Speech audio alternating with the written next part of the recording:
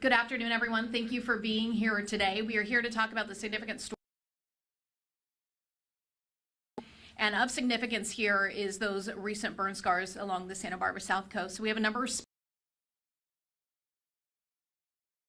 giving you details on evacuations. I would ask anybody that has questions to hold those questions until the very end, and then we can bring those individual speakers up to answer those. Their opportunity to give you all the information before you go ahead and ask those about what is coming up.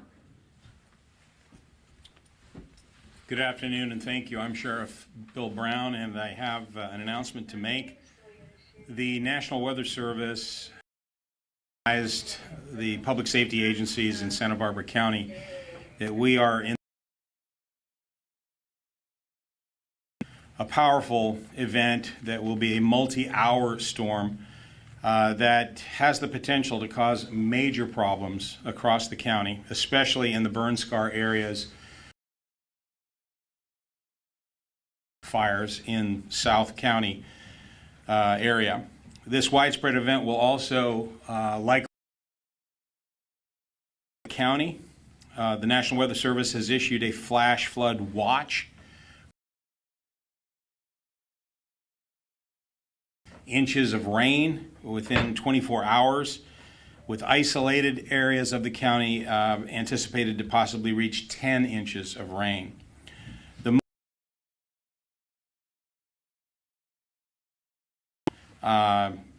Between 10 p.m. and 5 a.m. tomorrow, with the most intense period of rain likely occurring between.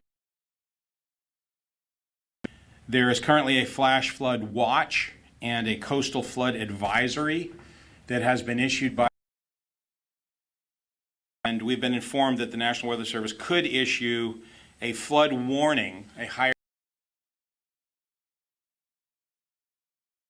on a fairly short time frame, could be minutes up to maybe an hour or two before the actual event. So we want to make sure that everybody is aware of the potential danger and is prepared.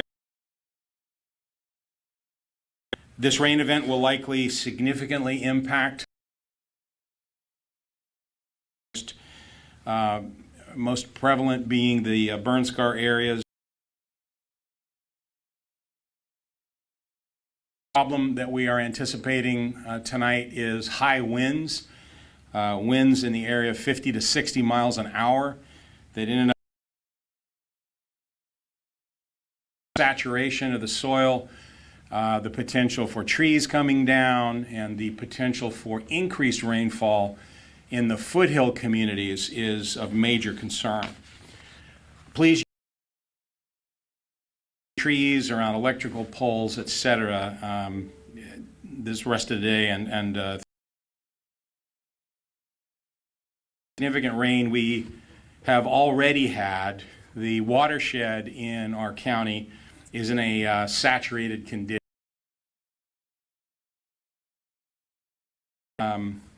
Caused us in several meetings to have significant discussions about the impact on our county, and in consultation with the national agencies throughout the county, I am announcing that there in 3 areas of the county. In those 3,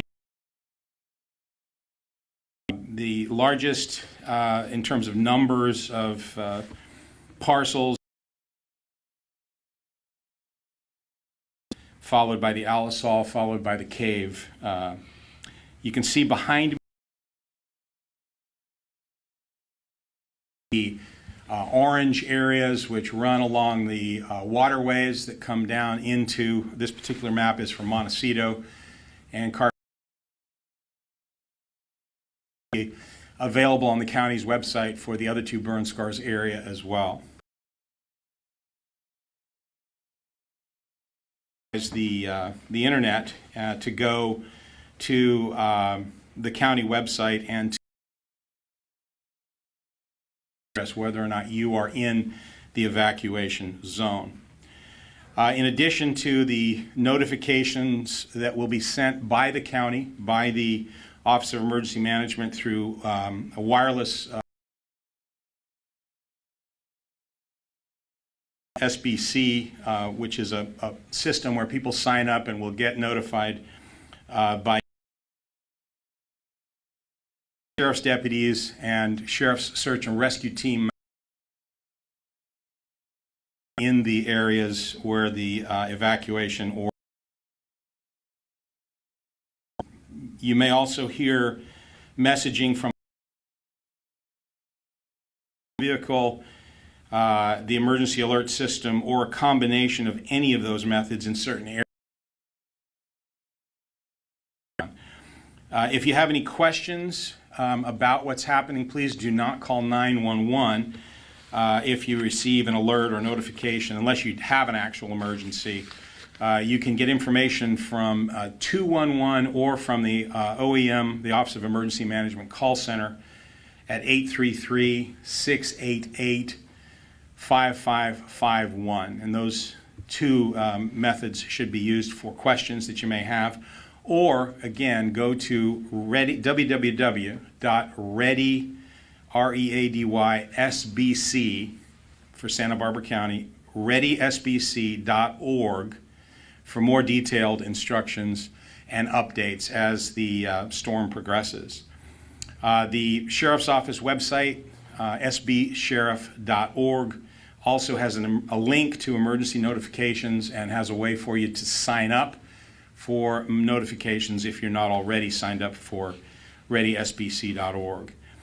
Throughout these areas that will be evacuated this evening, the sheriff's deputies will be conducting high visibility patrols of those areas to discourage any criminal activity that some would exercise to take advantage of that. We'll be in those areas vigilant and looking after those properties. I'm going to now turn it back. We'll have an opportunity for additional questions as well afterwards. Thank you. Thank you, Sheriff. We're now going to bring Chief Mark Hartwig with the Santa Barbara County Fire Department up to the podium. Thank you, Kelsey. Thank you, Sheriff Brown. The Santa Barbara County is, the operational area here is comprised of all the public fire, rescue, and EMS providers. We train for this. Unfortunately, we have a lot of experience working together to assist each other, not just in fires, but as we're dealing with today, potential floods and debris flows. As part of our training and our capability is a Type 3 incident management team. Our Type 3 incident management team is very valuable and experienced here within the county, but also has been used throughout the country to manage incidents for communities that aren't as well prepared. They will be activated and briefed this evening. In addition to our Type 3 incident management team, we've received funding from Cal OES, Office of Emergency Services, to staff additional equipment throughout the operational area from Carpinteria, focused on the South County, as the sheriff said, but extending up to Santa Maria, and with help from our partners in the north. We'll have 60 folks authorized to pre-position resources. That will include fire engines, it will include patrols in rescue squads, and those will be staffed with firefighters, paramedics, and heavy equipment operators. Unfortunately, we're prepared for whatever happens. We hope those resources aren't needed, but we'll be here if you need us. Thank you. All right, thank you, Chief. We're now going to invite Chief Kevin Taylor with the Montecito Fire Protection District up here. Thank you. Good afternoon. I'm Kevin Taylor, Fire Chief, Montecito Fire Department. As you are all aware and you've heard, we're experiencing a significant storm that's going to intensify in the overnight hours. National Weather Service, with their expert level forecasting and looking at our history of debris flow in the community of Montecito, necessitates a portion of the community to be evacuated, as you heard from the sheriff. This storm setup looks very similar to what occurred in our community in 1969. 5 years following the 1964 Coyote Fire. For those of you not aware of that history, the 69 storms triggered debris flows and debris-laden floods in every watershed facing the Santa Barbara Channel in our community. There was significant damage and fatalities as a result. As everyone certainly knows, this Monday, January 9th, is the 5-year anniversary of the catastrophic 1/9 debris flow. While this storm is forecast to be less significant than what occurred on 1/9, it is still powerful and should be taken very seriously. In the last 30 days, our community has received 8 to 13 inches of rain, and this current storm is forecasted to drop up to 10 inches. This cumulative rain, what the sheriff referred to as saturation, is what causes our risk. As the sheriff said, the highest risk will be overnight, sometime between midnight and 3 a.m. And as a result, we're asking the community members located in the at-risk parcels, those identified in red on the storm impact consideration map, to evacuate. Thank you. All right, thank you, Chief. Now I'm going to invite Kelly Hubbard with OEM to speak. Good afternoon. I want to make sure that everyone's aware of multiple areas and where there'll be resources and support for the community. So just to reiterate some of the information shared already, 211 is a phone number that can be called for information. The county call center should be open and operational by 3 p.m. Again, that phone number is 833-688-5551. A county evacuation center will be open at the Wake Center at 300 North Turnpike Road. I do not have an exact time of when that facility will be open and ready. However, we will make announcements on the Ready SBC website and through social media and press releases. Animal evacuation. The animal evacuation hotline is active and ready to receive phone calls if you need support for animal evacuation. That phone number is 805-681-4332. For small animals in South County, animal evacuation will be supported through the Santa Barbara Animal Shelter. For large animal evacuation, that will be supported at Earl Warren Fairgrounds. Again, if any support for animal evacuation is needed in North County due to flooding, please call that animal evacuation hotline. Going back to readysbc.org, this is a good location for residents to register for emergency alerts if they are not already registered. Also to update their contact information if they have not updated it in a while. We will be posting any emergency notifications that go out. That language will be reposted on Ready SBC. So if anyone needs to verify what that said, that will be reposted on Ready SBC. We will have the maps and the parcels identified for these evacuation zones also identified on the website. If they are not up yet, they will be up shortly, so please have patience. We are trying to make sure that you will be able to do that address location concept where you can put in your address and verify that you are within those zones, but those maps should be up soon, if not already. We'll also have those phone numbers that I just mentioned and general information about sandbags, protective actions that you can take around your home, general information for the community. So again, that's readysbc.org. Thank you. All right, thank you, Kelly. Captain Mike Logie with California Highway Patrol. Good afternoon, everybody. So my purpose here today is to kind of talk about our relationship with Caltrans, County Roads, and the other safety partners. I just want to say currently we have no active closures on any major roadways. We are working proactively with Caltrans and County Roads to pre-stage equipment and to have active storm patrols throughout the evening to ensure that the roadways remain open. If for some reason the roadways become closed due to some significant event such as rock slide or flooding, we'll get that message out immediately. We'll pass it through the OEM office, the Sheriff's Department, and ensure we get that word out and get those road closures and the alternate routes available to everybody as soon as possible. This is a significant storm.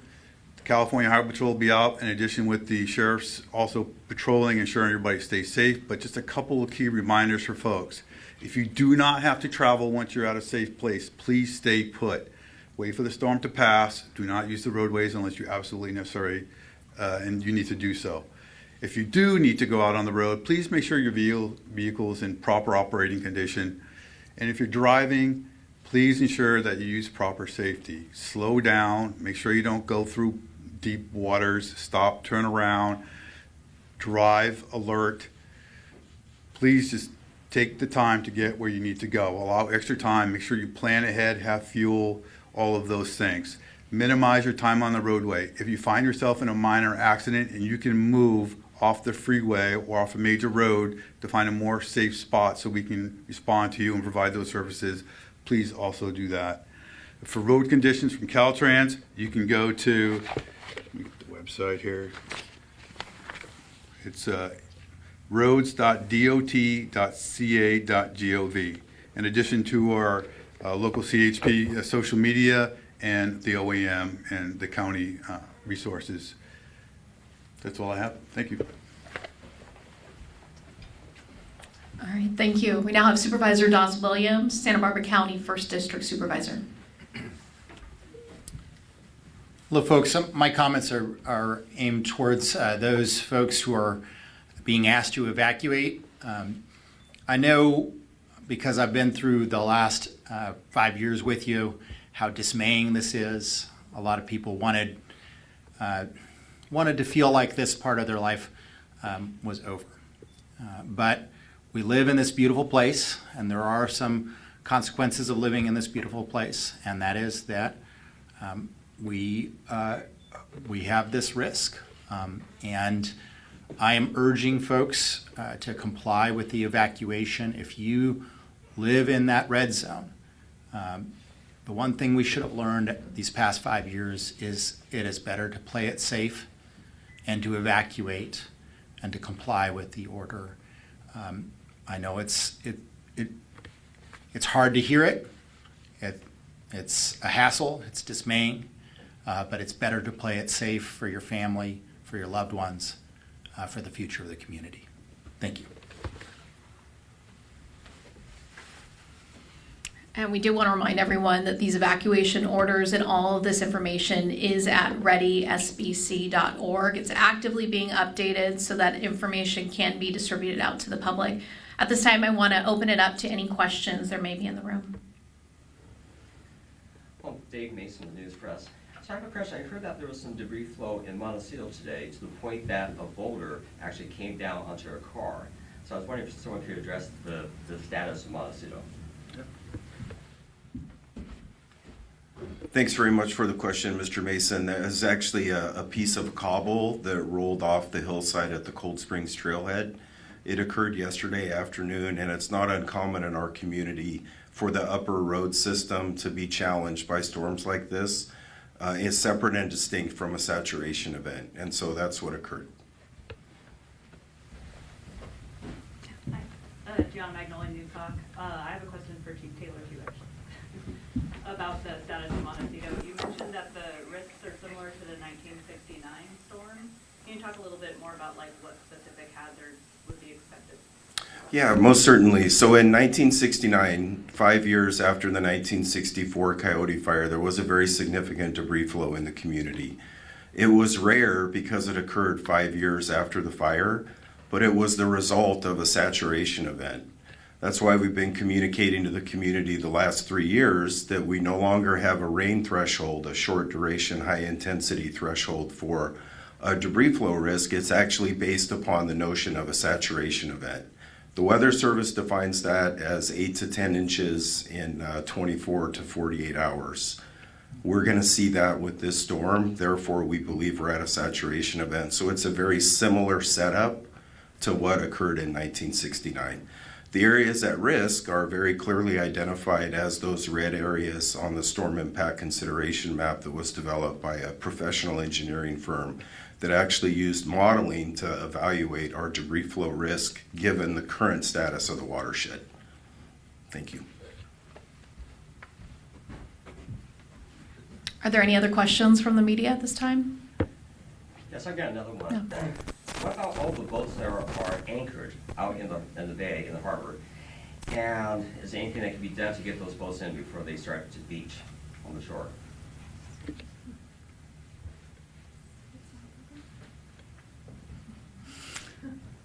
We'll have the city of Santa Barbara come up to represent that question.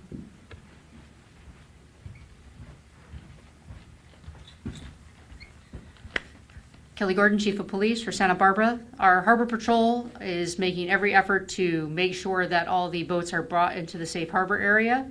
So those efforts are currently ongoing to make sure that none of those in the free mooring area are left out there. And we also have the ability to respond if we do end up with those vessels that are end up on the beach. So the city is actively moving forward with that and taking the necessary precautionary measures. Thank you. All right, so at this time we will wrap up this. Yeah, go ahead. Will there be some attention to the Loma fire burn scar by TV Hill?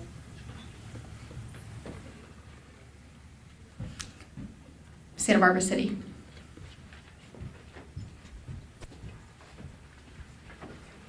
Hi, I'm Brian Fetterman with Santa Barbara City Fire. There are no immediate concerns to the Loma Fire burn scar area at this time. The Public Works has been out in the last few days as well as conducting recent studies of the area and don't have any concerns with debris flows. Do the evacuations for the Thomas fire affected areas extend to the Carpinteria Valley or just Montecito? There are a few areas, not nearly as many as in Montecito, but as you can see on this map, the majority are right behind the supervisor here. And then, yeah, as you get into Carpinteria, you see these. And again, all of these areas I want to stress are adjacent to waterways. So what we're talking about here is a lot of water coming off the top of the hills, coming down into the creeks and streams, and as it comes down, gaining momentum, and that's what the potential danger is that we saw in the Montecito debris flow. And the majority of the populated areas adjacent to those waterways that are at risk are in Montecito, but there are these other several ones that have a limited number of homes that are adjacent to that we'll be notifying people in those areas as well. And Supervisor Laura Capps has a comment. Thank you. I just wanted to add, in addition to what's been said in terms of precautions, is the question was raised about boats. Also, cliffs and bluffs. Right now, those who live near cliffs and bluffs need to be extra careful, or those who tend to walk in the days that following, just to be extra vigilant when it comes to erosion and what could possibly occur. So I just wanted to add that point. Thank you.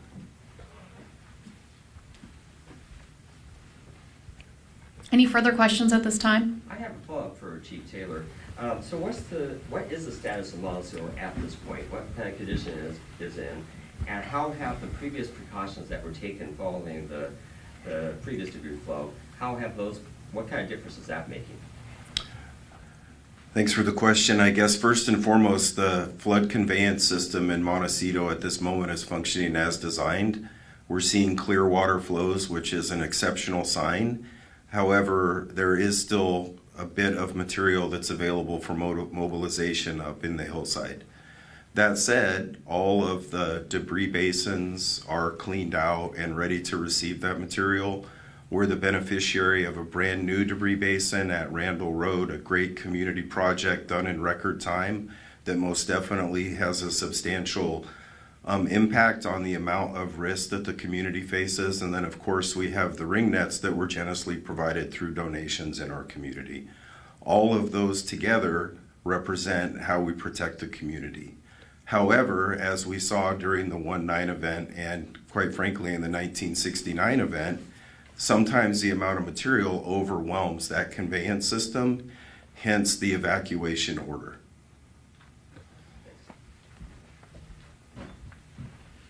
All right, thank you all for your questions today and for coming to this press conference on short notice. Those evacuation orders are in place. Information at readysbc.org.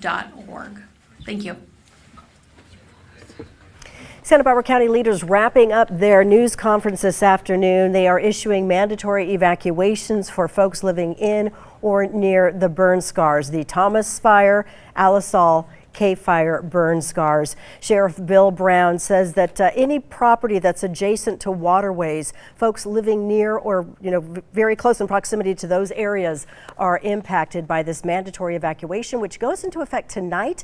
They did not specify exactly what time, but Kelsey Gerkins, a public spokesperson for Santa Barbara County, just said that it sounds like it's imminent. So something that residents in the areas need to be aware of, and county leaders asking people to please heed this warning. They are saying that we are under this major storm, as folks know, that is hitting the state of California. Santa Barbara County is currently under flash flood watch, which could turn to a warning within a matter of minutes in the overnight hours especially. We are expecting very high winds with this storm, 50 to 60 miles per hour, and it looks like the heaviest rain is expected between midnight tonight and 3 o'clock tomorrow morning, possibly up to 10 inches with this storm. So something to be mindful of, the potential for very damaging, life-threatening weather and the possibility for debris flows. They say they do not expect this to mimic the debris flow that we experienced January 9th, nearly 5 years ago. Next week marks that 5-year benchmark, if you will, for that devastating impact that was so deadly for the Montecito community. However, this will be similar to the very destructive, also deadly debris flow of 1969, which caused loss of life and significant damage. So again, Thomas Fire, Alisol Fire, K Fire burn scar zones under mandatory evacuations as of today will be enforced tonight. Our coverage of the incoming storm continues both on air and online. We'll have live team coverage starting this afternoon at 4 o'clock, and you can also track the storm on our mobile app or